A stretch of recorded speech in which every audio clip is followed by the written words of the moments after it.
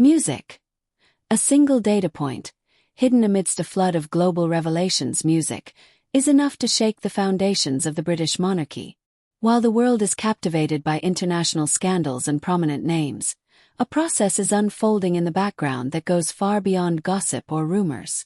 It concerns the integrity of the line of succession, the question of whether one of Europe's most sensitive institutions has been subjected to deliberate deception for years.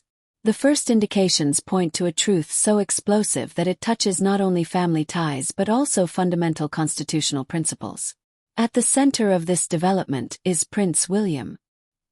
He has a collection of data that did not originate from the usual media channels, but from internal analyses uncovered during international investigations.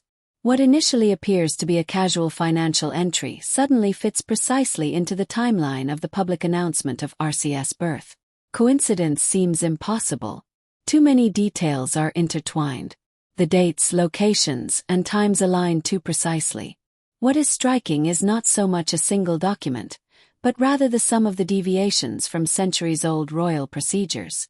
The birth of a child in direct line of succession has always been a publicly confirmed act, accompanied by medical signatures, official announcements, and religious rituals. In this case, these very markers are missing. Instead, gaps emerge that were long interpreted as expressions of modern privacy. Now, however, they appear in a different light as potential traces of a deliberate circumvention of traditional control mechanisms. Prince William recognizes early on that this is no ordinary family conflict. The question is not whether conventions have been broken, but whether the legal basis of the line of succession has been undermined. Should it be confirmed that key details of the birth are untrue, this would not be a personal transgression, but an event of national significance. Accordingly, action is taken discreetly but decisively. Internal investigations are intensified, responsibilities are consolidated, and information is secured. At the same time, old memories resurface. The public appearance after the birth, once celebrated as a symbol of renewal, is being re-evaluated in retrospect. Experts point to inconsistencies that received little attention at the time. They are minor details, seemingly insignificant in isolation, but revealing a pattern when viewed collectively. This very pattern reinforces the impression that crucial facts were deliberately concealed. The urgency of the situation also lies in the fact that any misstep could have uncontrollable consequences. An open approach would thrust the children into the center of a public storm. Hesitant action could be interpreted as tacit approval. Therefore, Prince William chooses a path that appears calm on the outside but signifies the highest level of alert internally. The motto is control instead of confrontation, analysis instead of activism. Meanwhile, the first speculations begin to leak into the public sphere. Observers ask questions. Commentators pick up on contradictions, without any official statements. This silence itself becomes a signal. It suggests that more is being investigated behind palace walls than anyone is willing to reveal. It is precisely this reticence that heightens the tension and leaves room for speculation that goes far beyond what has been explicitly stated. At the end of this first section lies an uncomfortable realization. The affair surrounding Arca's birth is not a closed chapter, but rather the starting point for a development whose consequences are not yet foreseeable. When even the cornerstones of royal tradition must be questioned, the question inevitably arises as to how stable the system truly is. Was it merely an exceptional, isolated incident, or the beginning of a systematic erosion of trust and transparency? And what will happen when the full truth comes to light? The deeper the internal investigations delve, the clearer a picture emerges that extends far beyond mere breaches of protocol. The focus is now on financial transactions and medical connections that have never before been publicly discussed. It is precisely these stark data trails that lend the proceedings a new dimension, because numbers do not lie, and timelines cannot be relativized by emotions. Attention is focused on a series of international transactions that occur remarkably close to the official announcements of Arca's birth. Music. Within complex payment flows, an entry appears that defies easy explanation. It points to medical services outside the usual royal infrastructure, contradicting the previous narrative that everything proceeded according to established traditions. Crucially, it is not merely the existence of a payment, but its precise placement, music, in the calendar. The timing is too accurate to be dismissed as coincidence. With each further analysis, the pressure on the established narrative intensifies. While public debates have long been characterized by emotions, loyalty, and blame, a more objective level now takes center stage. The question is no longer who feels offended, but whether legally relevant facts have been concealed. Prince William realizes that a line may have been crossed, one that can no longer be justified by familial loyalty. The integrity of the institution is at stake. The investigation focuses not on Meghan Markle as a media figurehead, but as a central figure in a network of decisions, contracts, and confidentiality agreements. Evidence suggests that medical services were used that fell outside the bounds of normal transparency. Such arrangements are not uncommon internationally, but operate in a legal gray area, especially when they concern the line of succession. This is precisely where the issue becomes explosive. What is permissible in private may be impermissible in public. The absence of official medical confirmations takes on new significance in this context. What was once interpreted as protecting privacy now appears to be a deliberate omission of crucial evidence. In the history of the monarchy, it was precisely these documents that guaranteed stability. Their absence opens the door to doubt and creates a legal vulnerability that no one had previously seriously considered. At the same time, it becomes clear how meticulously the arrangement was secured. Contracts, confidentiality agreements, and international jurisdictions complicate a swift resolution. This explains why the matter remained untouched for so long. But the longer the analyses continue, the clearer it becomes that this complexity itself may have been part of the strategy. A network that relies on obfuscation and legal ambiguity is difficult to attack, but not permanently concealed. For Prince William, this is the moment when suspicion becomes a serious risk. Should it be confirmed that essential details were deliberately kept unclear, it would be more than a personal scandal. It would be a landmark case that would have to redefine the rules of succession. Accordingly, the process continues cautiously but resolutely. The motto remains: gather facts before reacting publicly. At the end of this section, the situation condenses into a central question. If financial and medical evidence suggests an alternative reality, how reliable is the official version really? And how long can such a construct be maintained before it collapses under the weight of its own contradictions? A single image, celebrated for decades as a symbol of continuity, suddenly becomes the touchstone of an entire narrative.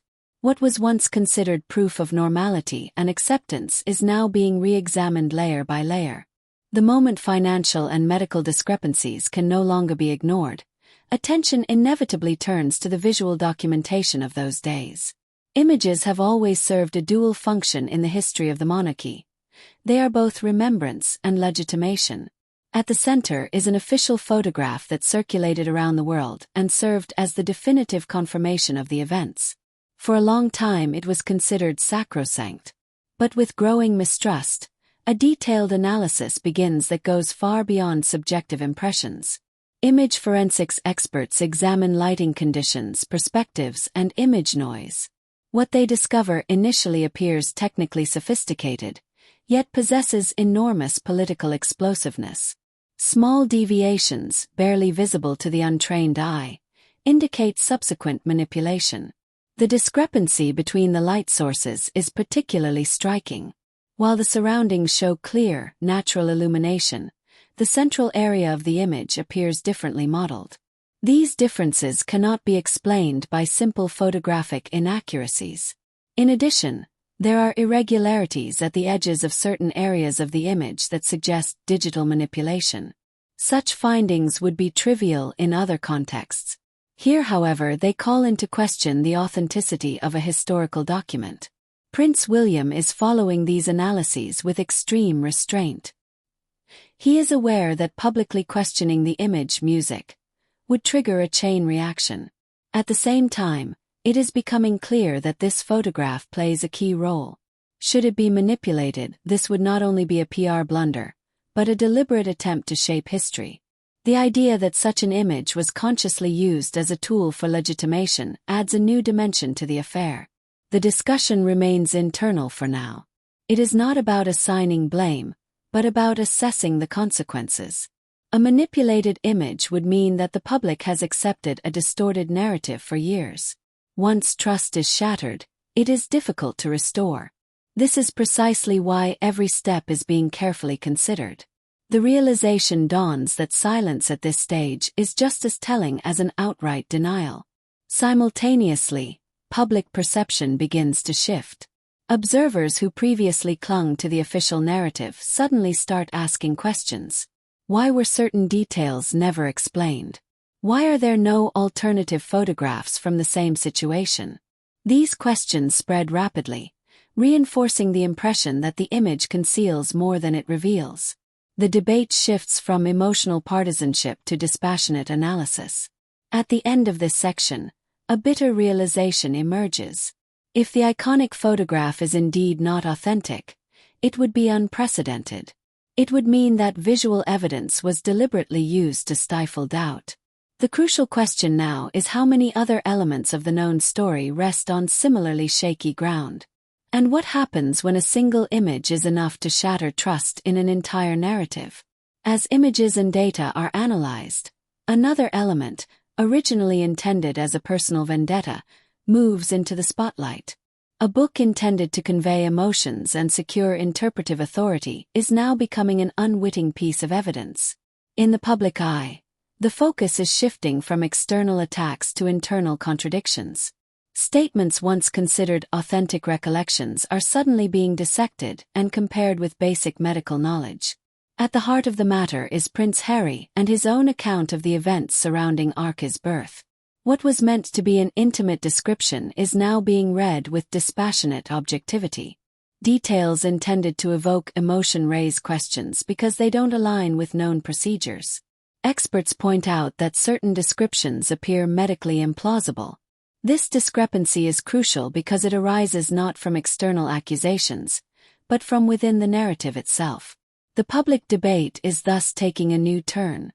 Instead of citing anonymous sources or alleged insiders, commentators are referring to published statements. This makes the arguments appear more robust and avoids accusations of mere speculation. Prince William recognized the explosive potential of this development early on.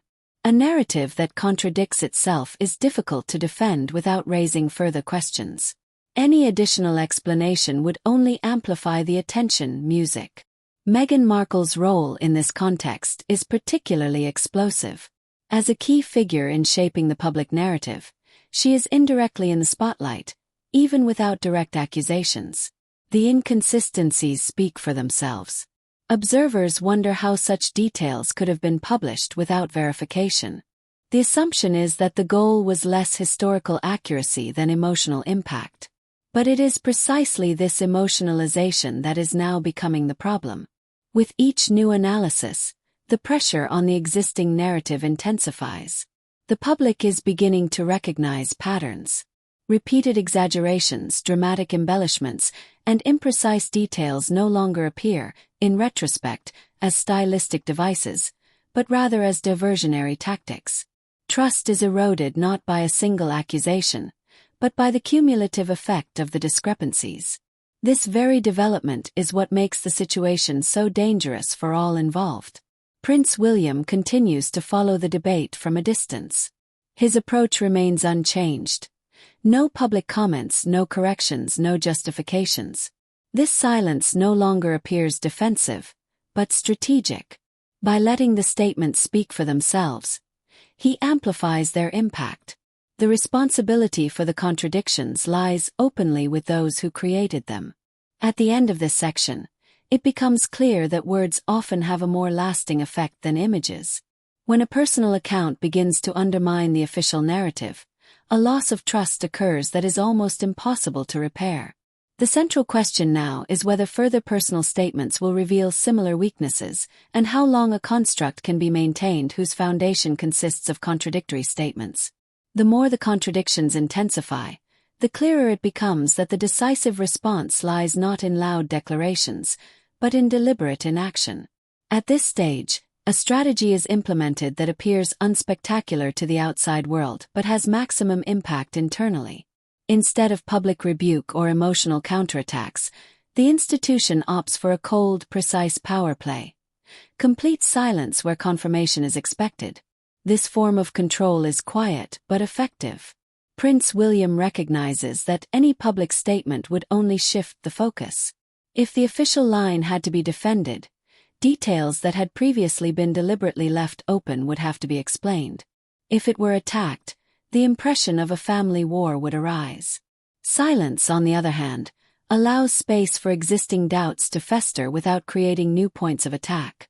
The absence of confirmation itself becomes a message. At the heart of this strategy lies institutional recognition. In the royal system, rituals and formal mentions are not trivialities, but legal markers. They determine whether a person is part of official history or remains outside of it. This is precisely where the so-called ice wall comes into play. What is not officially confirmed does not exist institutionally. This rule may seem harsh, but it is deeply rooted in the self-image of the monarchy. For Meghan Markle, this situation becomes a turning point. She remains publicly present, demanding attention and recognition, but there is no response. Requests, expectations, and symbolic gestures fall on deaf ears. This vacuum creates a pressure that cannot be compensated for by media presence. Without institutional backing, even the loudest messages lose their weight. Prince Harry finds himself in an increasingly isolated position. His loyalty is publicly demonstrated, but the lack of response from the center of power is changing perceptions. Observers speak of a creeping exclusion that manages without open confrontation. This very form of distancing is having a lasting effect because it is unassailable. There is no decision to criticize, only inaction that creates a fait accompli. Public understanding of this strategy is beginning to shift. What was initially interpreted as coldness or ignorance now appears as a calculated defense mechanism. The monarchy preserves its position by avoiding being drawn into debates whose outcome would be uncontrollable. Responsibility is indirectly passed back to those who demand clarity without offering any transparency themselves. At the end of this section, it becomes clear that power does not always have to make a loud appearance. Sometimes, simply withholding recognition is enough to define the framework of the discussion. The open question is how long this strategy can be maintained before it forces a final decision. And what happens when silence is louder than any spoken word? The point at which years of tension, circumstantial evidence, and strategic silence converge marks the irreversible moment of this development. What previously appeared as a series of isolated inconsistencies now coalesces into a complete picture that can neither be ignored nor downplayed. The affair reaches a stage where personal loyalties must definitively take a back seat to institutional responsibility. The question is no longer whether action will be taken, but how far-reaching the consequences will be. At the center of this escalation is Prince William. His role definitively shifts from scrutinizing observer to guarantor of institutional order. The accumulated evidence leaves no room for doubt. Financial indications, medical discrepancies, visual inconsistencies, and contradictory self-portrayals combine to create a scenario that no longer supports the previous narrative. Crucially, it is less a single piece of evidence than the overwhelming consistency of the circumstantial evidence. Tells the same story from different perspectives. For Meghan Markle, this phase signifies a loss of control over the narrative. The strategies that previously garnered attention and sympathy now appear exhausted. Every further public statement reinforces the impression that justification is replacing clarity. Attempts to exert moral pressure are losing their effectiveness because the core question remains unanswered. Transparency is demanded but not delivered. This very gap now shapes public perception. Prince Harry finds himself in an existential dilemma. His position, caught between personal ties and family heritage, is becoming increasingly untenable. The narrative he long defended is beginning to crumble under the weight of the facts. Observers recognize a turning point where loyalty no longer serves as a shield, but rather as a liability. The dynamic shifts from confrontation to isolation. In parallel, the monarchy maintains its stance. King Charles keeps his distance, while Prince William embodies institutional consistency. The message is clear, even without being spoken: truth and trust are non-negotiable. The history of the crown transcends individual interests. Even emotional bonds cannot override this principle. At the end of this chapter, there is a quiet but definitive break. No public reckoning, no dramatic declaration, but rather the consistent application of existing rules. The affair doesn't end with a bang, but with a clear demarcation. The crucial question remains: how will those involved deal with this new reality? Is this the end of a chapter or the beginning of an even deeper reassessment of royal credibility? This story traces the path from initial doubts to institutional consequences. Starting with seemingly isolated discrepancies, a complex web of financial evidence, medical discrepancies, and contradictory accounts unfolds. At its core is not a single scandal, but the question of the resilience of a system based on tradition, transparency, and public trust. Prince William emerges as a central figure, navigating between familial loyalty and political responsibility. His approach is characterized by restraint and strategic clarity. Instead of public confrontation, he relies on scrutiny, silence, and institutional mechanisms. This strategy proves more effective than any open confrontation because it sows doubt without offering new points of attack. As this unfolds, Meghan Markle and Prince Harry increasingly lose control of their own narrative. Public appearances and emotional appeals reach their limits as soon as they are no longer supported by verifiable facts. The discrepancy between public image and verifiable reality becomes the central problem. Trust, once shattered, cannot be regained through sheer volume. The monarchy itself reacts not with defense, but with distancing. King Charles and Prince William embody a line that makes it clear that personal stories must not overshadow institutional foundations. Truth and public credibility take precedence over individual interests. In the end, the future remains open. This affair is less a conclusion than a touchstone. It forces us to reflect on transparency, accountability, and the role of modern monarchies.